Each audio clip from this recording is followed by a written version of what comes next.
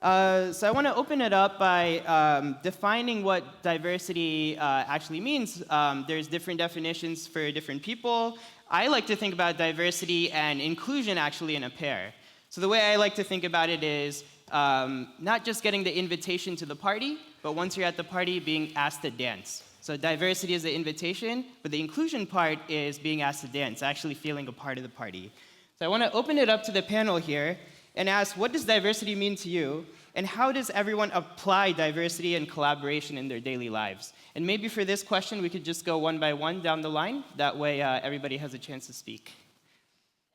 So, hello everyone, my name is Anna, and I'm the founder and CEO of Coding Girls. And at Coding Girls, we define diversity as our core value. We do believe that our differences spark innovation, and every person from different socioeconomic backgrounds, from different countries, from different views, bring something unique to the table and help drive innovation in order to develop and invent new things that could make a positive impact in the world.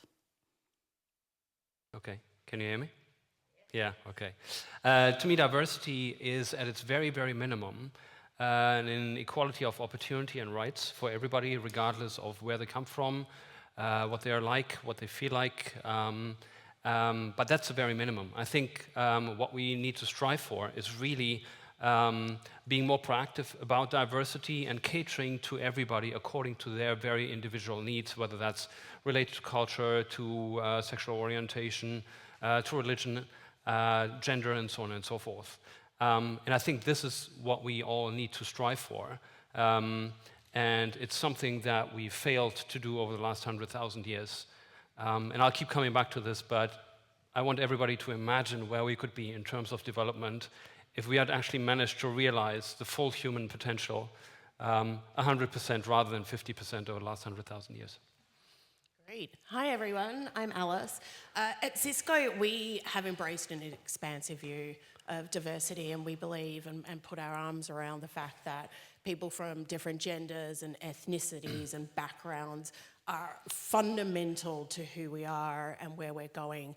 And we do this because we create technology solutions for businesses, for individuals, and for governments globally. And we really believe that by bringing together diversity, inclusion, collaboration, and technology, we're able to respond to our customers' needs. And we have to have that diverse point of view because our customers are so diverse.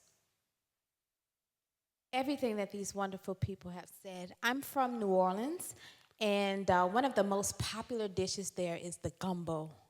And the gumbo is mixed with all types of ingredients. There's seafood, there's meat, there's this, there's that, spices and everything. And I like to think of diversity as that, as this huge pot of gumbo that when mixed all together is just amazing. And I work in a customer advocacy type of role where my job is to think like all of our many different types of customers, where there's only so much that I can do based on my background. So it's very important to have other people who do this same work with me, who have different perspectives and different backgrounds and can advocate for all of our different types of users.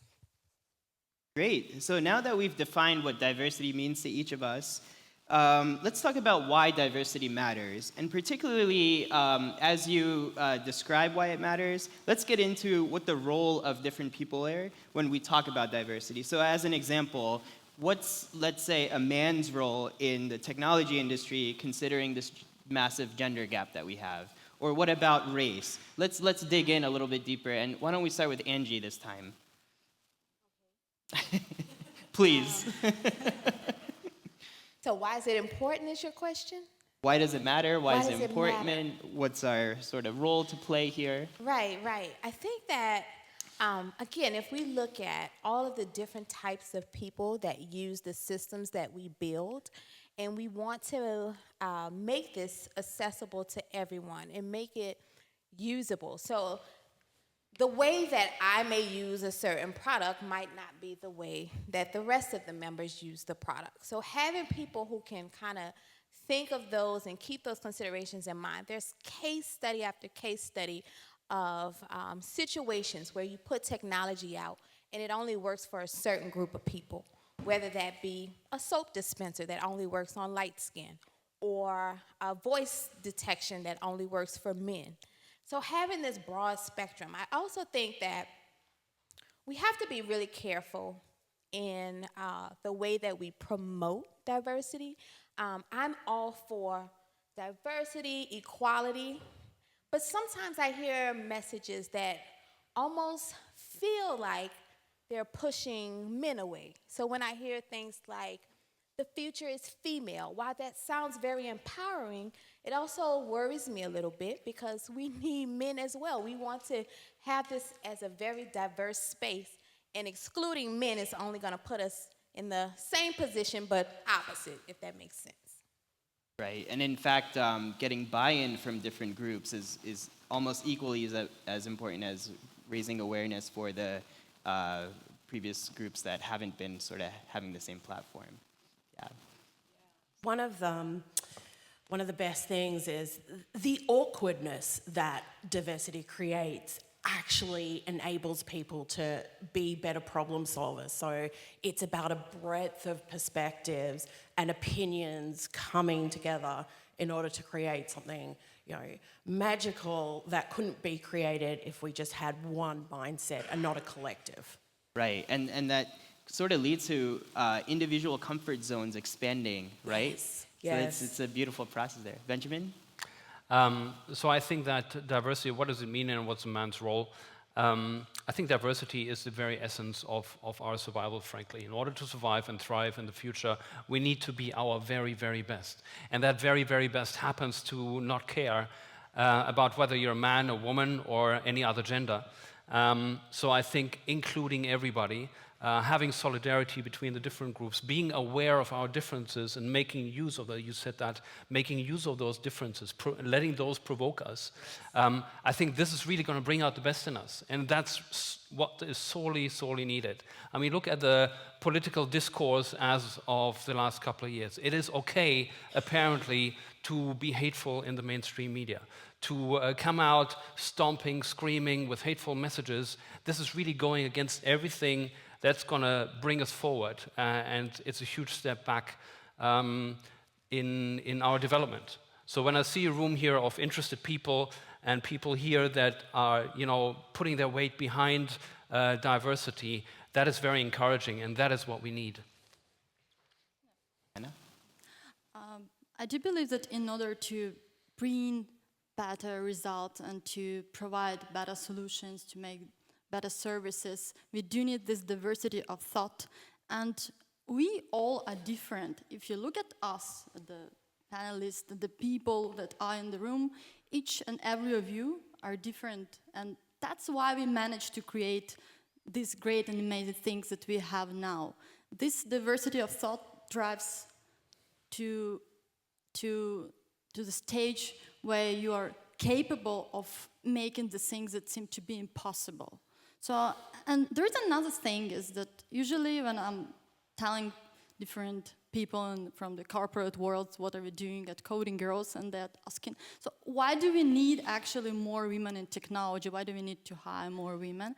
And for example, there is a McKinsey research, and it states that more diverse companies are more productive and perform like 15% better financially. So in order to drive an innovation, in order to bring employee satisfaction and to make better services for your users, you need to have these people at the core of your company, more diverse talent. Yeah, and that's a great point and a good segue actually into our next topic. Now that we've sort of defined diversity, described why it matters, we're all working professionals here. Let's talk about the impact of diversity within a business, let's say. So look at it from two different angles, and I want to start with you, Benjamin. What's going to happen to the business world, the corporate world, if diversity and collaboration is not a focus? And in relation to that, how do you think diversity impacts the bottom line of a business? I think that you've already started talking about this, really. I mean, there are studies out there that say that companies that don't embrace, organizations that don't embrace diversity, performing worse. but that's only financially. I think we all are a little more than numbers and financial figures, although those are super important. But also I think companies need to be places where everybody can thrive, develop, and be happy. And I think if you don't offer a workplace that offers that, I think you're going to lose out. We all know how much, and that's particularly relevant in the developer community. I mean, it's so difficult to hire developers, right? I'm talking to startups in Berlin. They literally need to grow by 1,000 people within a year, all developers, and they can't find them. So you have to be in an amazing company to get those developers to work for you and stay with you. If you don't do that, you're simply not going to have the bandwidth, the capability, the mindset, the skill set, the tool set to achieve the great things that you need to achieve to thrive and survive. Sense. Yeah, I mean, what is it? Culture eats strategy for breakfast. Yeah. If you don't have that culture and that openness and embracing a different viewpoint, then the business isn't going to go far. It's not just a monetary thing, but it's about empowering your employees to have a voice as well. Yeah. Yeah, it's been a popular saying actually recently that developers are writing the code for the future, right? So if the developers are coding and they're writing scripts to actually for the general population to execute and employ, take it Uber or Twitter, even an alarm clock nowadays is on your phone, right? So if there's one group of people writing that code, they may be serving one type of perspective or a very narrow view of perspective. Angie? Yeah. From a business standpoint, I can use an example from Twitter. So our Japanese market uses Twitter so much differently from the rest of the world. And as we develop with like kind of one mindset, we were excluding a lot of their needs and just not even aware of them because we had no one who really understood that culture.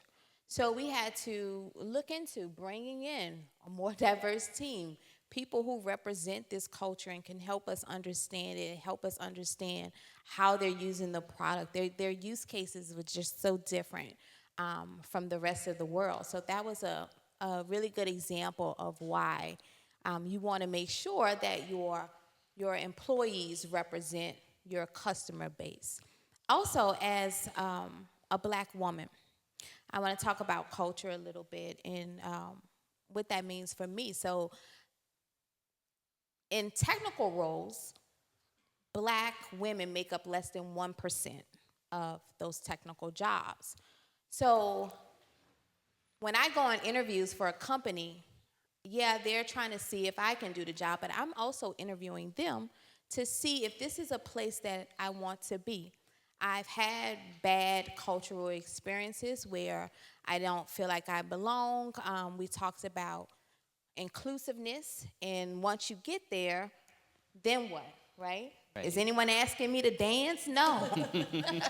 Right? So I'm sitting alone at lunch. The conversations, the social conversations are not ones I identify with, you know?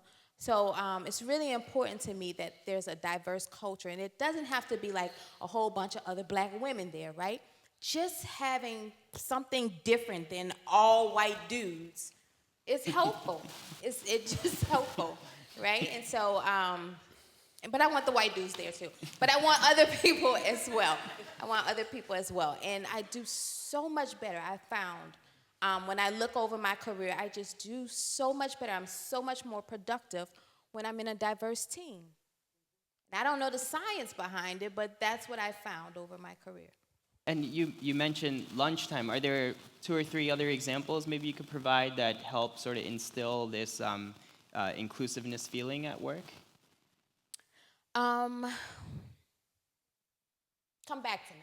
I'll come back to you. For me, actually, on Fridays, sometimes we do, our most diverse team at Stack Overflow is actually our finance and accounting team.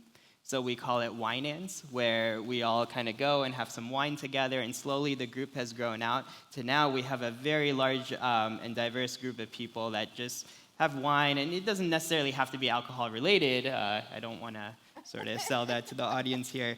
But it's a great way to socialize and learn about each other and kind of step away from work, and then over time it's actually strengthened working relationships, because as everybody knows, you need buy-in from everybody at the company in order to take a step in a certain direction. Yeah.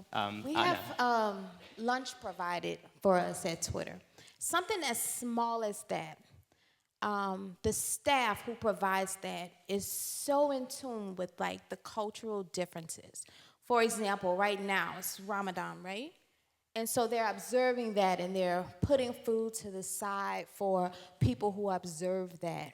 And that makes us all aware, it makes us all feel good, like, wow, they're also included in this. Different holidays, Chinese New Year and things like that. Just having some of those dishes and having a little celebration makes us all feel good. Yeah, absolutely. Anna, would you like to add anything to this topic?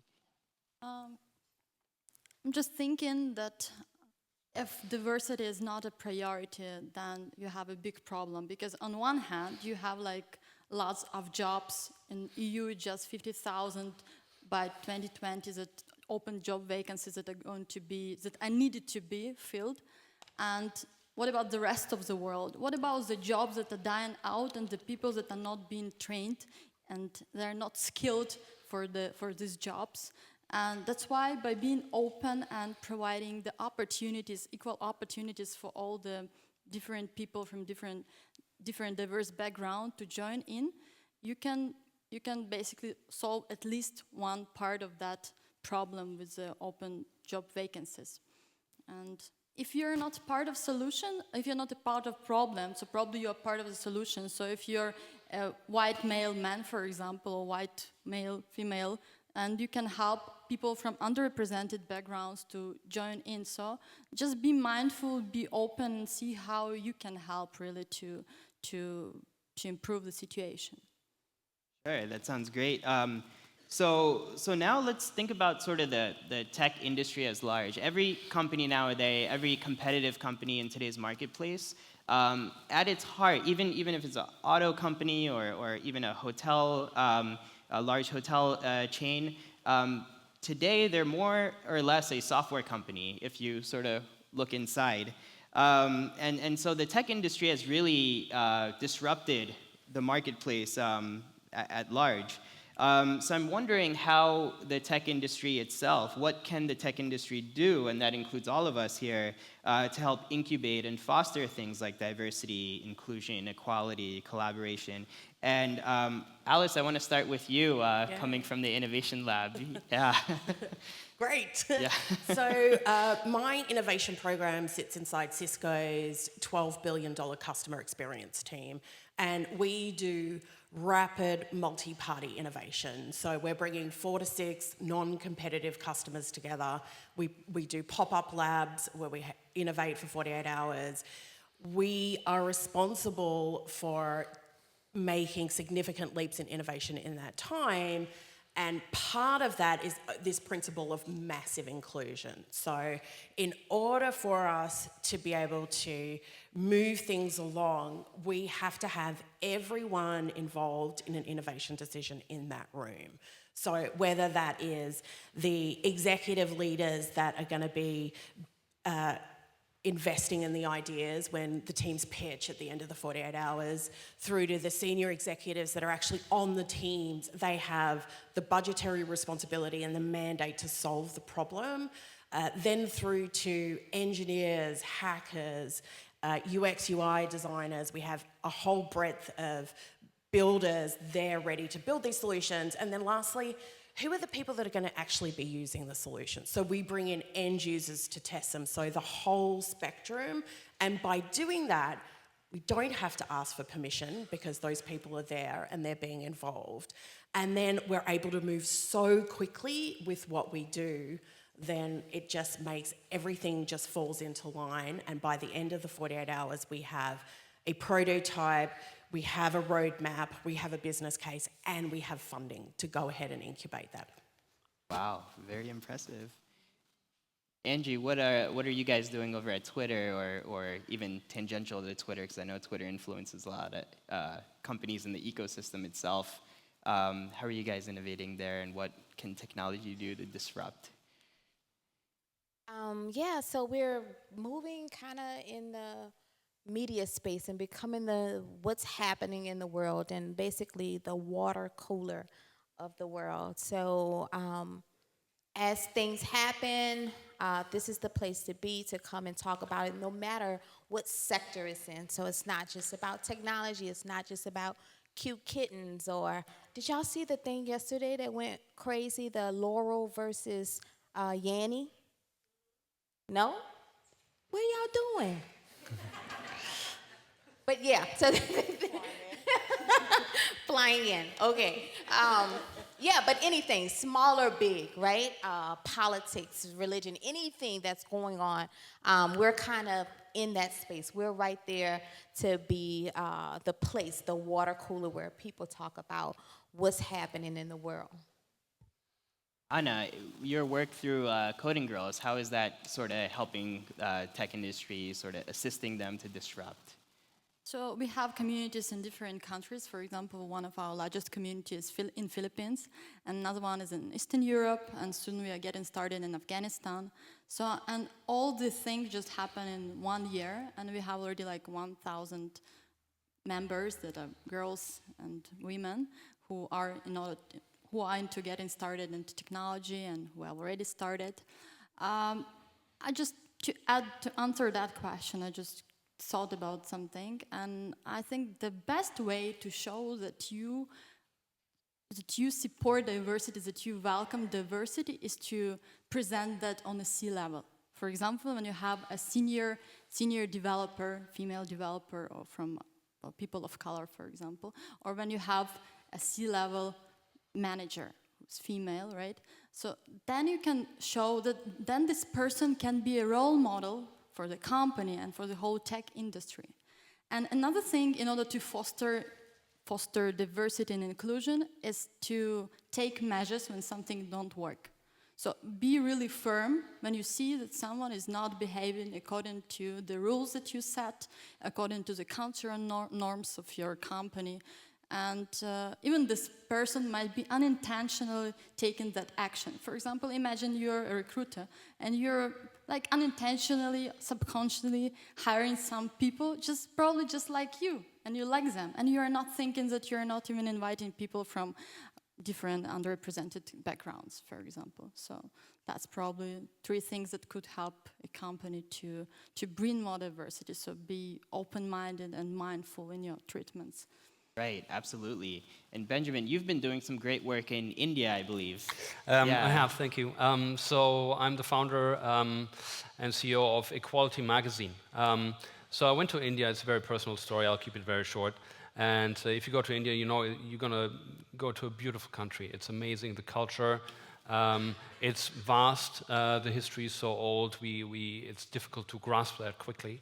But you also know that you're going to encounter some issues when you go there, which is screaming poverty, which is pollution, and then equality between men and women and girls and boys. And the latter just didn't leave me go. You know, it's like months after, I was still outraged at what I saw. So I felt I had to do something. And I think what you really, and India is not a faraway place. I mean, the issues are here, the issues are there, the issues are everywhere, except in India. It's a fairly dark place when it comes to equality between men and women. And I think one thing that I really want to focus on is solidarity between men and women. Men in the form of individuals, in the form of patriarchs, in the form of companies, in the form of the government, and include them in the debate, in the discourse, in the narrative, and change their minds. So what we're going to do is we're going to inform and inspire lives of equality in India between men and women, girls and boys, and we're using technology to achieve that. Publishing in India is super difficult. You've got so many different languages and dialects. You don't have internet coverage everywhere. You don't have formal education in many areas, which means you have an issue of illiteracy. Then affordability of internet devices is another issue. So basically, I need to talk to this many people, and I can reach this many people if we just launch a website, right? So what we're going to do is we're going to publish in English, which is the most common denominator, but then each article is going to have an audio language version, which you can download and stream. And so we're expanding the circle a little bit. I'm not going to talk to all these people, unfortunately, but we're expanding the circle, and we're using technology to do that. It's a strong trend for people in the country to move into the cities. And Mumbai is growing by 1 million people every year. It's absolutely crazy. So that city is exploding. And all these people, they come from the country, and they all go back to their villages every couple of weeks. So I want them, and that's the inspiration, I want them to download the MP3s, go home to their villages, and then play those articles, those inspirational, informative articles about equality of rights and opportunities to their villages. So we're using technology to make it a little better, be a little bit more effective. I'm plugging my startup, I just realized. It's called Equality Magazine. Anyone who wants to fund it, talk to me. Great, really cool stuff. Now let's open it up to the audience a little bit. We have this first question. How do you cope with different attitudes towards diversity within your company? And open to the panel, anybody can reply. I'll go there. So one of the things is educating people and being open-minded and not letting these natural biases come in. You know, as a woman, I need to work extra hard. As a woman in America with a funny accent, I work even harder, and then with pink hair, it's even harder.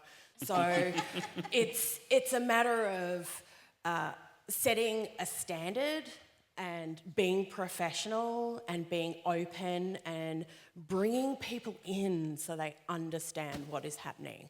Because by the education and the awareness, that's where you get to affect the change in other people. So it's having that particular attitude to do it. And then if some people are completely closed-minded, yeah. I wish I had pink hair, but that train has kind of left the station. I found that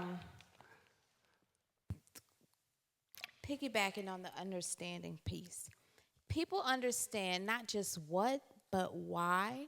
That makes a huge difference. So if it's like just this arbitrary rule, like, oh, we have to do this because it's the nice thing to do, usually people kind of have a difficult time getting on with that. But if you educate people on the why we need to do this, not just the social reasons, but also those business reasons and how it makes us all better as a team, just the whole collaboration of it, and how we'll be more effective and meet all of our customer needs, then I see light bulbs go off with the, oh, okay. So it's not like, oh, we just need to meet a quota and bring someone in because diversity is the cool word of the day, but this is something that's actually beneficial to me. As a programmer, I'm going to learn from someone else with a diverse background. It's beneficial to us as a team, as a company. And then people, I think, start seeing the bigger picture. Yeah, okay. Next question. Have you ever integrated people with special forms of mental disability? So for example, there's people with autism or savants, and et cetera, in your teams. Open it up to the panel.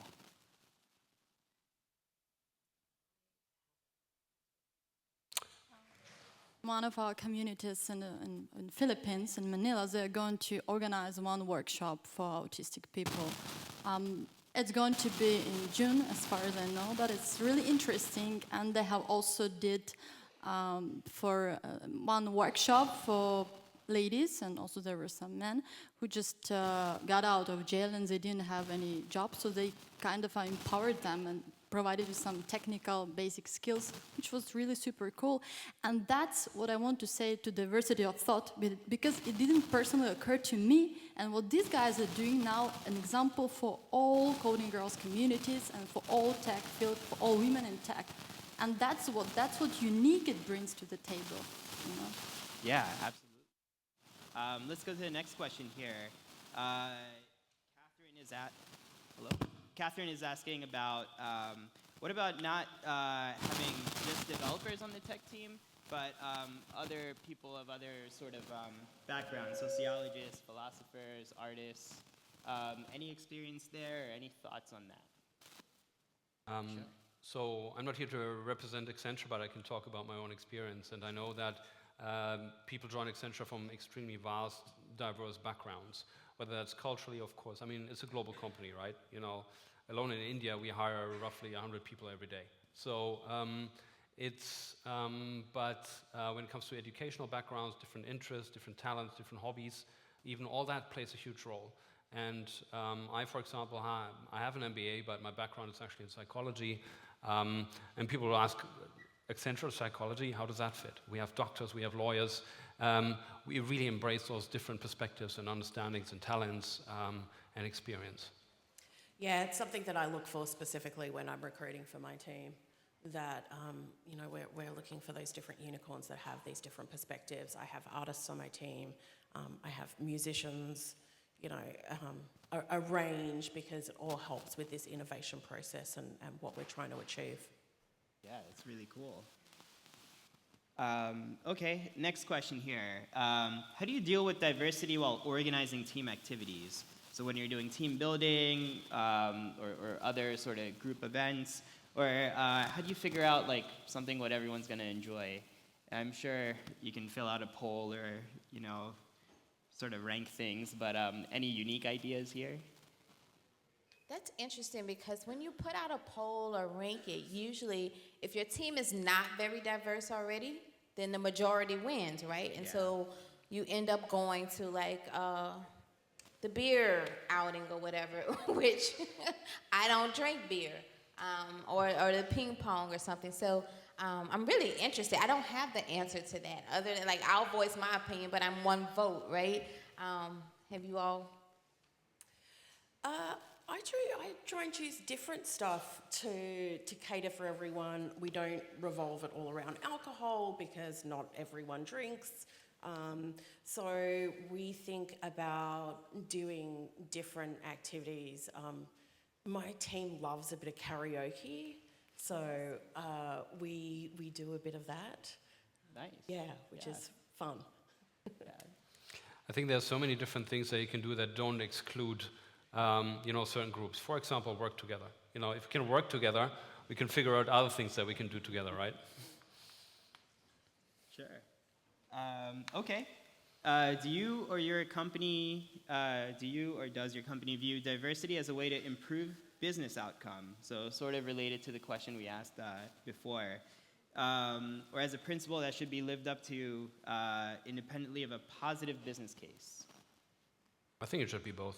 I Yeah. think we're ethical, moral beings, and that alone should lead us to the issue of diversity in a positive way.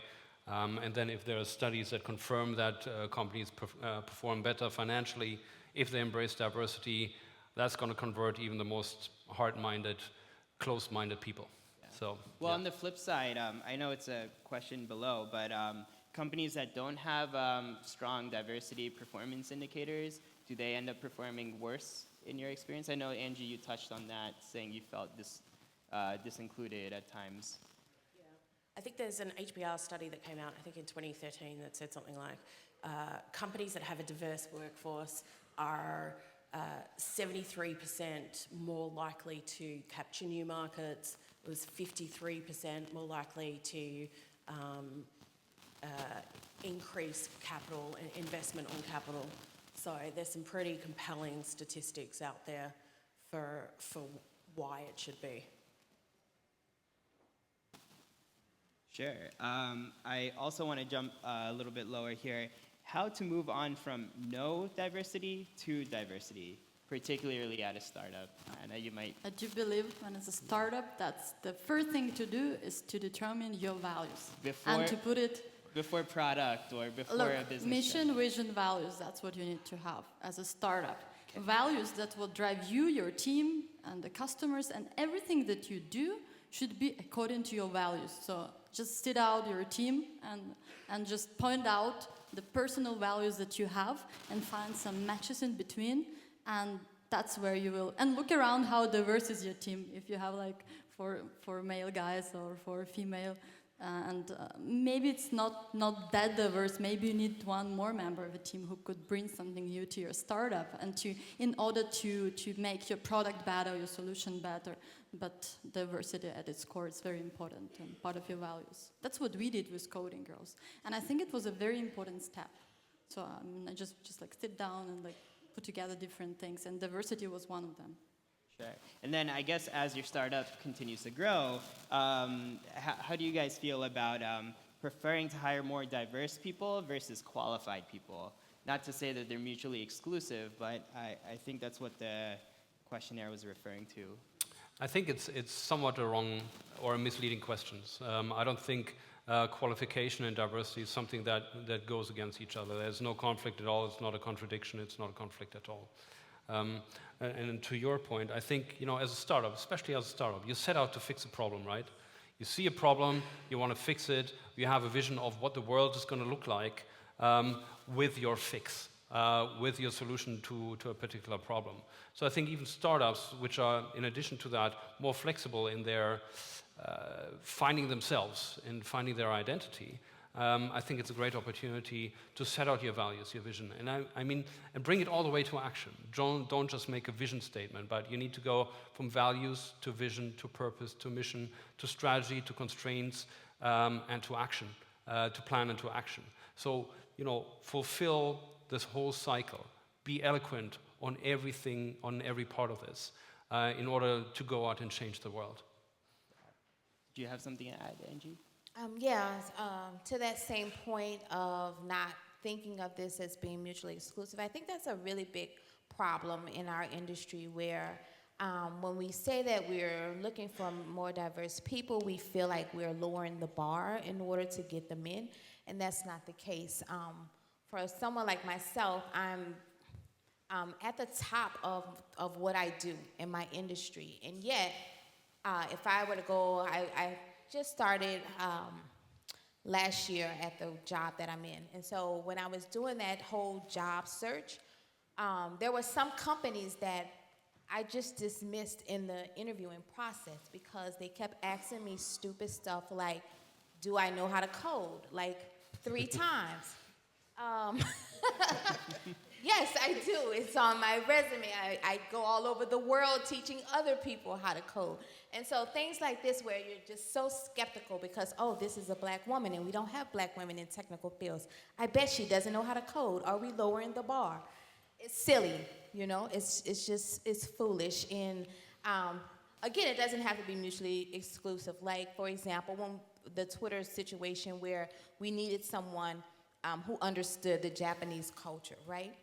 We actually hired a white male to fill that role, but guess what? He has a degree in Japanese, and he understands that whole thing. So just having like that diversity of thought and background and things like that, I just really, really don't like when we look at this as a lowering the bar type of thing to get diverse candidates. Diverse candidates really have to work harder than others to be at the same level. So they're above the bar. Like I have to do flips and tricks to get a job. That's you know true. what I mean? In fact, diverse candidates, because of the challenges in society and other places, I just see a lot of grit with them and their abilities to even sort of make it to the same table. Anyways, we seem to be out of time now, so I want to thank everyone here. Hopefully the audience can take some messages back that they learned here today to their daily lives and influence their own work cultures. I want to thank our panel here. Thank you guys for your viewpoints and thoughts. And thank you to the audience as well. Bye, guys.